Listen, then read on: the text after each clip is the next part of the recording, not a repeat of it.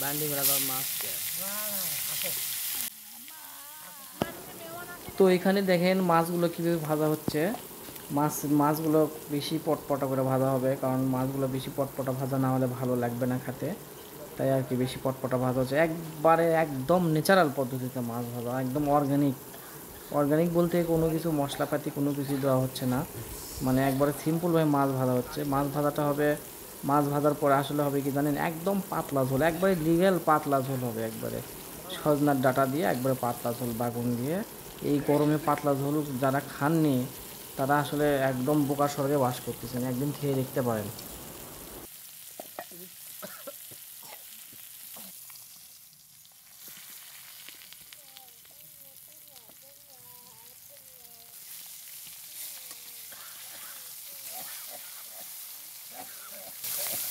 মাছ ভাজা প্রায় শেষের পথে, একটু পরে এই মাছগুলো তুলে নেওয়া হবে।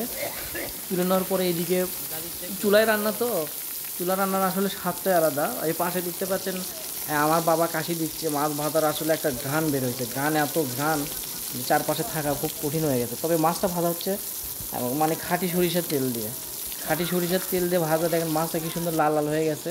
এরপরে পেঁয়াজ কষাচ্ছে। এইদিকে আমার ওয়াইফ আলু বেগুন অলরেডি কাটা শেষ। তবে সজনাটা আগেই কাটা ছিল, সজনাটাও গাছের একবার অর্গ্যানিক, কী বলবো, মানে আসলে বলার কঠিন, অনেক কিছুই আসলে বলতে চাই। তারপরে বেগুনটাও আসলে গাছের, আমি অন্য একটা ভিডিওতে আপনাদের দেখাবো। বেগুনটাও গাছ থেকে ছেঁড়া আর কি, টাটকা ছেঁড়া, গাছ থেকে ছেঁড়া, মানে কোনো পোকা টোকা কিছুই ছিল না আসলে। সেই রকম একটা। তারপর দেখেন মশলাপাতি কম দেওয়া হলো, মশলাপাতি কম দিয়ে যে এত সুন্দর একটা পারফেক্ট রান্না হয় আপনারা বুঝতে পারতেছেন না আসলে। তবে যারা বেশি মশলা খান তাদেরকে বলবো মশলা থেকে এড়িয়ে চলুন, আমাদের মতো করে পাতলা ঝোল রান্না করুন এবং সুন্দর মতো পরিবেশন করুন, খুব ভালো লাগবে। তবে এই গরমে পাতলা ঝোলটা খেতে অসাধারণ লাগে। এর সাথে আপনারা ডাঙা বা ডাঁটাও দিতে পারেন, তবে আমরা এত তো কিছু দিই নাই, সজনা দিয়ে সজনা দিয়ে রান্না করা হয়েছে। খুব টেস্টফুল একটা একবারে ন্যাচারাল পাতলা ঝোল, বারবার খেতে ইচ্ছে করে, মনে হয় যে বারবার খাই। এখানে দেওয়া হচ্ছে হলুদ গুঁড়া, তারপরে দেওয়া হচ্ছে মরিচ গুঁড়া, পরিমাণ মতো লবণ, সুন্দর করে কষে নিয়ে তারপরে জিরা টিরা দিয়ে বা হালকা বাটা টাটা দিয়ে আগে রান্না হচ্ছে, লাল লাল করে মানে কষে নেওয়া হচ্ছে। এরপরে একটু হালকা কিছু লাল লাল ঝাল ঝাল চটচটি মনে করেন এরকম করা হচ্ছে, মানে চটচটি মানে হালকা পানি দিয়ে সিদ্ধ করে নিয়ে দেখেন আলু বেগুন দেওয়া হলো। আলু বেগুনটা দেওয়ার পর একটু কষে নেওয়া হবে, কষে নিয়ে ঢেকে দিয়ে কষে নিয়ে তারপর মাছ দেওয়া হবে। তবে আশা করি ভিডিওটা ভালো। দেখেন গাছের বেগুনটা এত মানে ছোটো এবং এত কচি এবং এত মনে করেন মানে পাতলা চামড়া, সিদ্ধ হবে। এই বেগুনটা ঢাকাতে অনেক জায়গায় পাওয়া যায় না, বগুড়াতে এই বেগুনটা খুব ভালো পাওয়া যায় এবং বগুড়ায় এই বেগুনটা আসলে প্রসিদ্ধ, মানে মানে খুব নাম করা বেগুন, লাল বেগুন, বল বেগুনও অনেকেই বলে। আলুটাও দেখেন কী সুন্দর করে পাতলা করে দেওয়া হয়েছে। আলুর দাম নাকি বেড়ে গেছে, কিছু করার নাই, একটা আলু পাল্টা পাতলা করে খেতে হবে, কারণ আমাদের তো খেতে হবে, বাঁচতে হবে, তাই আর কি পাতলা করে দিয়ে নেওয়া হয়েছে।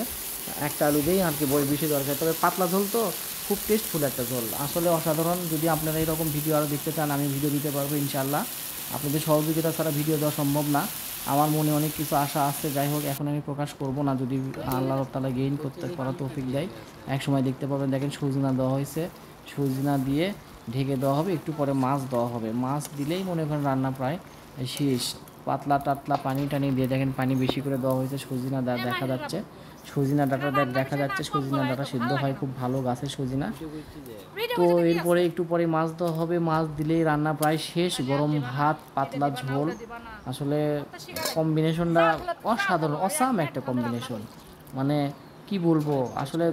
চুলায় রান্না তো আরও বেশি মজা, বুঝছেন, চুলায় রান্না বেশিক্ষণ দীর্ঘ সময় রান্না করা যায়, ইচ্ছে মতো জাল দেওয়া যায়। গ্যাসের চুলাতে একটু কস্টলি, যাই হোক। দেখেন এই যে দেখেন মাছটা আগে ভেজে নেওয়া হয়েছিল, সরিষার তেল দিয়ে ভেজে নেওয়া হয়েছিল, তারপর দেখেন মাছটা রান্না হলো। আসসালামু আলাইকুম, সবাই ভালো থাকবেন।